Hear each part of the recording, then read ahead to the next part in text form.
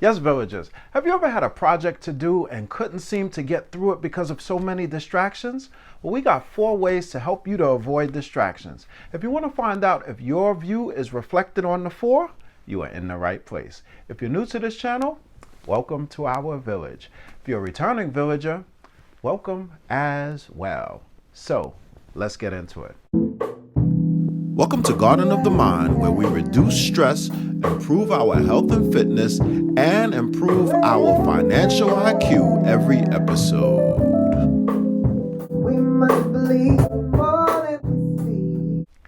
It seems like whenever you have something pressing, especially with a deadline, distractions are ever present. And it doesn't seem like you're able to get through what you need to get through so that you can complete the task at hand. Well, we got 4 ways to help you to avoid those distractions. Tip number 1, turn off the notifications on your phone and on your social media.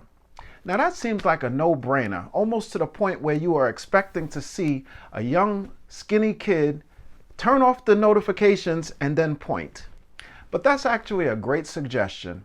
Turning off the notifications helps you to stay focused because those notifications interrupt your thought process because they always have some sort of bell, or they block most of the screen while you are doing something and give you just enough information for you to want to be distracted and find out exactly what's on that social media platform.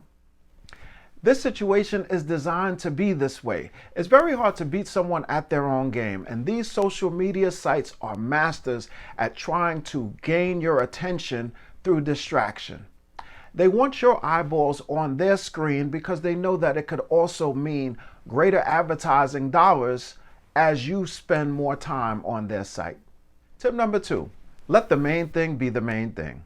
Let's say you have a project to do. I would give myself 2 hours to focus specifically on that particular project. So for example, from the hours of 2 to 4, I'm going to be working only on that project. Now, the minute I try to focus, automatically distractions are going to pop into my head. Social media is going to be buzzing, maybe an email, all of these different things that are going to compete for my attention. But being that I know that that's going to happen, I have a special entry in my phone or on paper that says distractions. And as those distractions come into your mind, you write them down. So after those 2 hours are over, you go back to your distraction sheet and go and actually do those things that were so distracting to the main thing. Tip number 3, know who you are. Are you the type of person that needs to work with incentives? Do you need rewards to make sure that you get your task done? Well, if that's the case, then give yourself those rewards. Are you a type of person that wakes up early and most of your energy is fresh? That might be the time for you to do your work.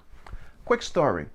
I had a friend in college who seemed to go to every single party, never seemed to do his work. One day I spent the day with him to find out that he wakes up at 2 or 3 in the morning when there are no distractions, no people awake, and completes his work when there are very little distractions at that point, no people calling him or texting him or anything, and he would get his work done between 2 a.m. and 4 a.m. What type of person are you? Use that knowledge of yourself to help you to complete those tasks. So if you're someone that needs a reward, then give yourself a reward. If you're someone that needs to get up early in the morning, then get up early and complete those tasks when there are the least amount of distractions. Tip number 4, if you find that you're constantly distracted, find the source of that distraction. Could it be non-interest? Because if you're not interested in, let's say, doing a research project, find what about that research project don't you like and see if you can hire someone to do it. So in the case of a research paper, putting your name on a paper that someone else has wrote may get you into a lot of trouble in terms of plagiarism. So what you can do is you can pay someone to complete the research for you. And then you come in after all the research is done and connect all of the dots. That you can do. And this doesn't just work for papers. If you find that you have a general disinterest in doing something, see if this is something that you might be able to pay someone for, or to get someone to assist you with this one thing that you are weak in, and you'll be able to complete the project with a lot less angst. We got a bonus tip. The bonus tip is to write down your ideas on a general piece of paper as they come to you. So as you are going out and about doing chores and you get these ideas, write them down on a piece of paper. You'll find that once you write down all of your ideas that come to you randomly, then it's so much easier for you to focus on other things because the random ideas have already came to you, already visited you, and you've already taken care of them. Distractions in general are a part of life. It is a part of almost every task that you have to do. There are always these curveballs and unexpected things that come up. Control what you can control, and the things that you can't control, don't worry about them.